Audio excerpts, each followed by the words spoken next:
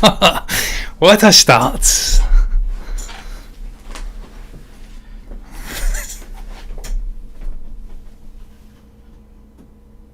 What's it start, man? Bears it in. That's the animation in.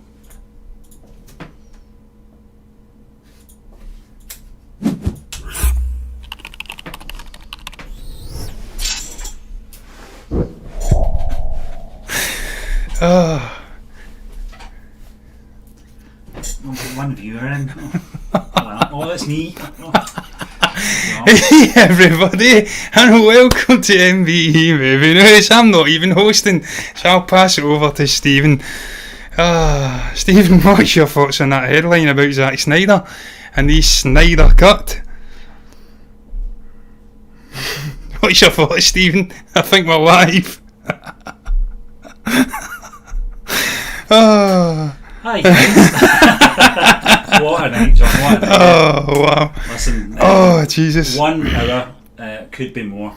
We've been trying to get our audio fixed, so bear with us. And we're using the audio from my phone, Yeah. and Stephen's using his audio from his MacBook, so we've got about £300 worth of mics here, and I can't use them.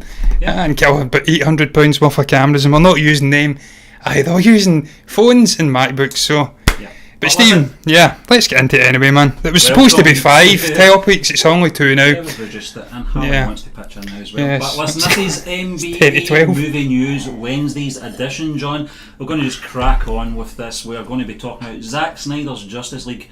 Doesn't exist yet. Will cost way more than expected, John. This is Shock horror. from MovieWeb. We've talked about this over the last few days, actually, in regards to the sort of rumoured costs of what this cut was going to cost. Anything in between $20 million and $30 million.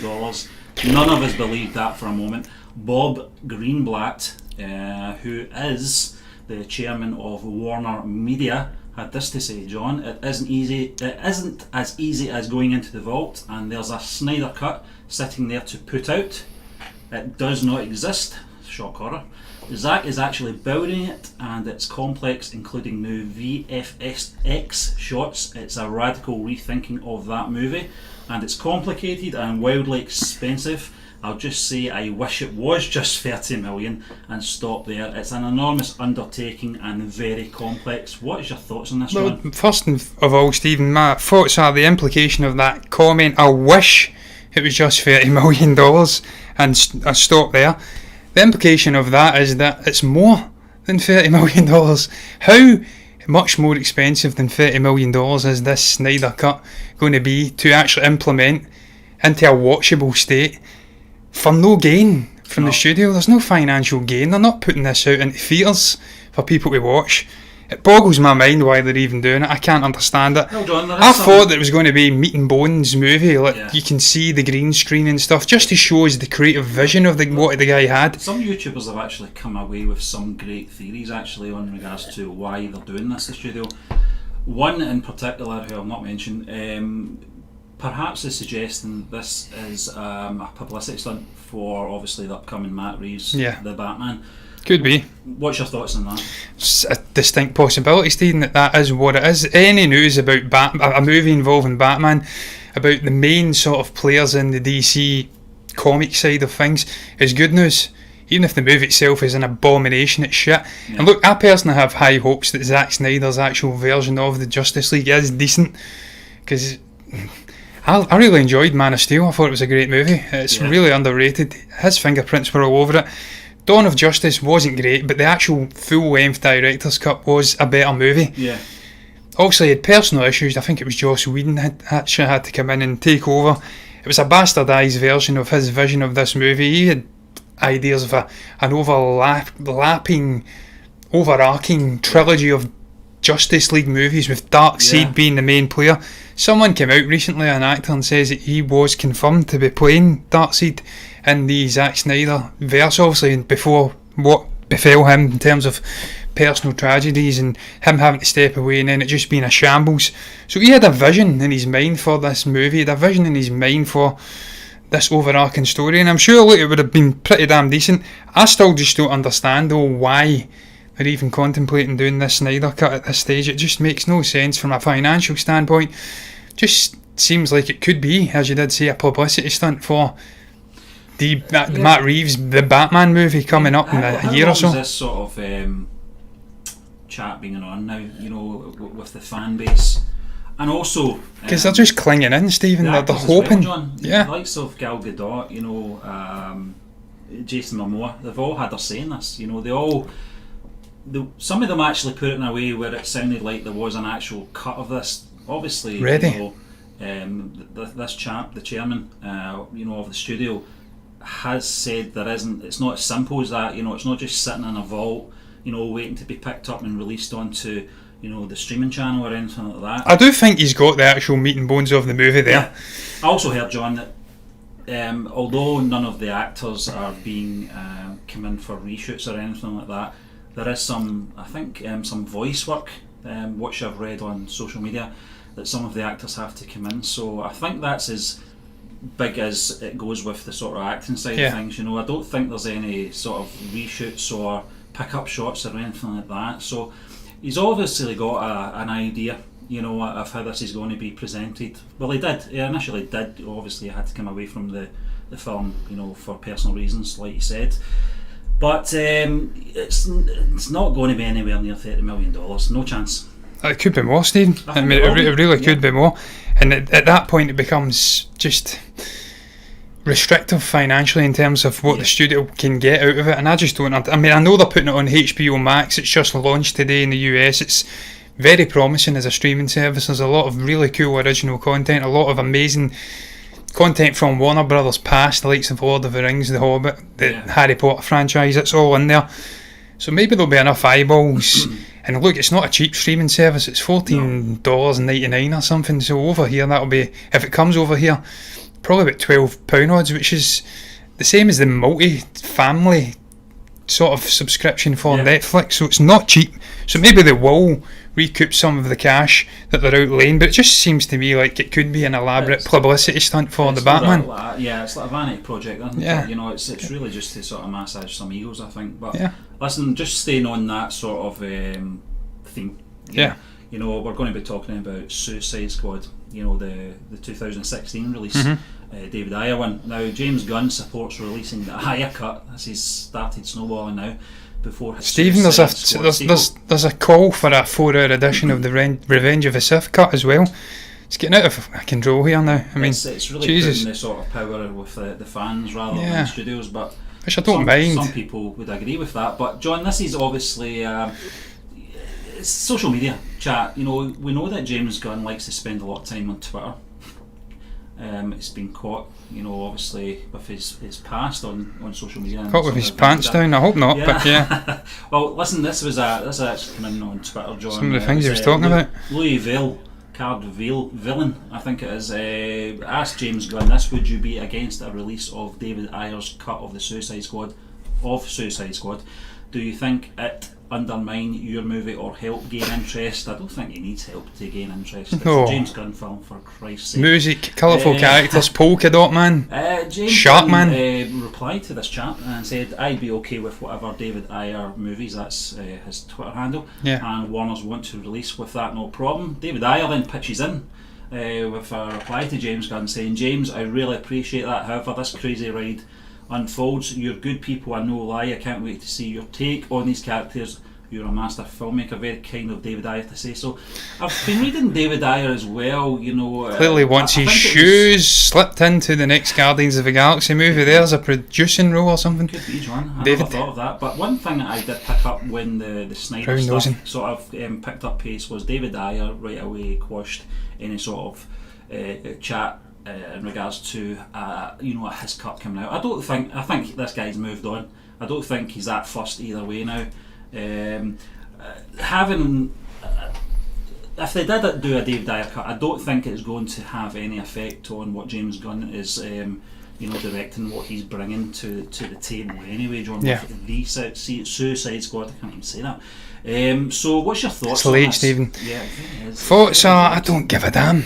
In all honesty, whether we see a David Ayer version of Suicide Squad or not, it's not like Zack Snyder, where half his movie, his vision had been implemented before he's lost his daughter, and then some other directors come in and created some strange Frankenstein's monster version of it. There was obviously issues with the studio interfering with his vision, certainly with the Joker and Jared Leto.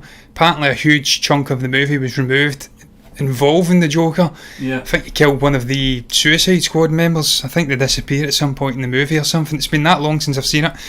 And apparently there's an actual scene that's been cut from the movie which shows you the Joker actually killing him. I think there's a scene there was stuff with him with a burnt face and stuff like that as well. Yeah. So there was huge parts of Jared Leto's performance which ended up on the cutting room floor, and that's a real shame. So I suppose from that standpoint, I would like to see what Jared Leto brought to that character, other than just being a romantic side plot to Harley Quinn, which is wrong, because Joker is one of the all-time great villains in the DC comics. Harley Quinn was a side player, a sort of romantic interest for the Joker. They flipped that round and made Joker some joke character. You've brought in an Oscar-winning actor to portray the character, and then you've just shat all over his performance. You've shat all over the director in the process. So, whilst I don't really care, because it's not the same as the Zack Snyder cut, I do want to see perhaps him being justified, because he's been going on about this for years upon years upon years now, David Ayer, about how he was wrong, there was studio interference. He hates being criticised by fans because it's not his creative vision. So look, if it shuts him up and it gives us some promotion for James Gunn. John, over the last few days, I don't think he's. I don't know if it appears that he's moved on. You know, I think finally. Initially, there was that chat we talked about it maybe about 2 years ago. He was quite bitter. Yeah, about James Gunn. You know, but I think he's at the point now where he's like, you know, what's the point of releasing it now? You know, you should have listened to me in the first place. Very much like Zack Snyder. Yeah. You know, this is the way it should have been done in the first place. But we'll just have to wait and see, obviously, how that develops. I don't think it's going to have any effect, obviously, on James Gunn's project. No. That's a different kettle of fish. Some of the characters from the first one, you know, big characters aren't coming back for it. Yeah, Deadshot. For some reasons, you know. But they're not being killed off in any way or anything like It's that. maybe Will's too busy doing Bad Boys for Life 5 and Bright Bright 2 or whatever. I think perhaps he wants to see how the Suicide Squad performs as well before he commits himself to any further films in that franchise. But listen, we're going to just wrap up this very short show, John. Sadly, yeah. Yeah, with Scott Derrickson. This That's sad. Breaking yesterday. This story's sad. Yeah, Scott Derrickson, as we know, was he stepped away from the Doctor Strange sequel. Yes. Sam Raimi's picked up that, and now Scott Derrickson is homing in on to direct a Labyrinth sequel, John. It's a strange one. I didn't think there was any room for a sequel to Labyrinth, which coincidentally I watched with my wife and my daughter on Sunday. It doesn't seem to have that dance magic that it once did from the 1980s. The power of who? The power of voodoo. Terrible song. What are you doing, David? This is David Bowie. Yeah, but one of David the Bowie, 1986. transformative musical figures of the 20th century doing that shit. Look, Stephen, I have to make an admission. It was a guilty pleasure of mine growing up. I did watch it an ungodly amount of times, not as much as a certain other family member who I think watched it more than one day than I have watched it in my entire life. But how can you make a sequel without, what was it, the Goblin King? The Goblin King, How can you make a sequel and not have David Bowie in there? And sadly he's gone now, so we're not going to have David Bowie. This came in from Empire, John. Sony's TriStar arm is working with the Jim Henson companies, Lisa Henson and Brian Henson, to bring this one to life, and scoring Derrickson is a big step forward. And in case you forgot, Doctor Strange is also in good hands with Sam Raimi, as I said. And he's doing a Bermuda Triangle movie, perhaps with Chris Evans as well. So he's come out a real winner here. Yeah. He's lost an MCU movie. There's also been creative conflict, but he's got 2 horror movies in the bag now. Do you think Jennifer Connelly would come back and play Sarah again, John? Not a chance. Or do you think this is going to be a soft reboot? You know, they're saying sequel, but do you think it will be more of a soft reboot? I don't think it has to be. I think it can be a sort of quasi-sequel where they have completely new characters stepping in. It doesn't have to be a sort of Wizard of Oz setup where you need to have Dorothy come back again and again and again. Or even then you could do a sort of strange Doctor Who re-transformation sort of thing. I don't know what you'd even call it.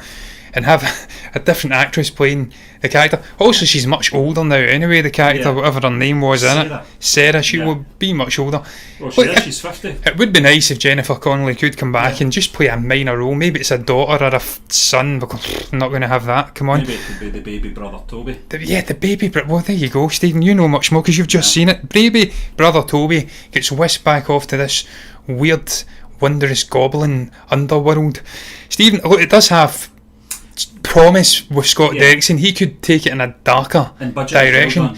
Budget. But that's one thing I wouldn't like to see. I wouldn't like to see overuse of CG. If you're doing this, I want to see practical puppetry stuff, because that's what Muppets. That lent that sort of I don't know, that novelty factor to the original movie. The fact it was real living, breathing like door handles with faces on them and stuff like that. If you can blend some dark comedy and some shit music with real dark horror tones with Scott Derrickson, because that guy knows how to do it, a master of horror, much like your man Mike Flanagan. Then I've just made sure David Bowie's son's a director. I can't remember his name though. But that was a missed opportunity. But listen, you're getting someone like Scott Derrickson on board, then that's a major coup. Will we have a maze? Well, a sprawling maze. John, that the world is the same. It's just been updated, obviously, visually. Yeah. Did they die, the Goblin King? Do you know something? I can't remember because I didn't watch the end of it. I kind of lost interest. That bulge is very off-putting, isn't it? So tight. Yeah. But listen, I'm sure there'll be more developing, news in regards to this sequel anyway, whether it'll go ahead or not. I've got to be honest, I'm not really too fussed. Perhaps maybe my 10-year-old self back in 1986 would have loved a sequel, but now I've kind of moved on, and I don't think it's needed. And they can't touch door handles either, Stephen, because we are in the midst of a coronavirus pandemic, so got to think about that one. You can't touch the door handles, you can't chat, you can't touch surfaces at all. Maybe the character Toby is his name, can walk around with some hand sanitizer and baby wipes. Lord knows. How can you fit that in? Stephen, did you hear before we actually wrap this up that they are doing, I think it's Michael Bay's doing a coronavirus dystopian futuristic version of the coronavirus where it never goes away. But we never beat it. It just keeps rearing its ugly head again and again and again. What a terrible idea that is. It's even worse than Labyrinth. It sounds like a zombie film that you're stuck in a mall and they just keep coming. Is Michael Bay? No end to it, Is Michael Bay really the man to do it? Is he going to handle that with the care? After 300,000 people have died because of this pandemic. Absolute shit show. I think it's too soon to be even thinking about that. Yeah, but Steve, look, I don't know if you've got much more to add to this short little live stream. Well, I'm going to round it up then by posing some questions to you. What's your thoughts on the Zack Snyder cut? Do you think it will roll on and on and on, be 40, 50, 60, 80, $100 million to make this man's vision a reality? What's your thoughts on the David Ayer cut? Do you think that's something that should happen? Do you care? Do you agree with James Gunn? Do you think it's necessary? Do you want to see more Jared Leto's Joker? What's your thoughts finally on Scott Derrickson stepping on to helm potentially a Labyrinth reboot? Did you watch Labyrinth, the original one, 100 times a day? Do you know every word and dance move to dance, magic dance? If you get anything to say about any of the topics we spoke about, then you can give us a little comment down below in the comment section in the live chat if you're watching. Lord knows if you are, then good luck to you. You can also like the video if you've enjoyed it, and you can subscribe to the channel if you want to see more of our ugly mugs, and if you do, then you'll see us again. Still not able to wrap up a live stream in a professional manner, so I will be doing my Leslie Nielsen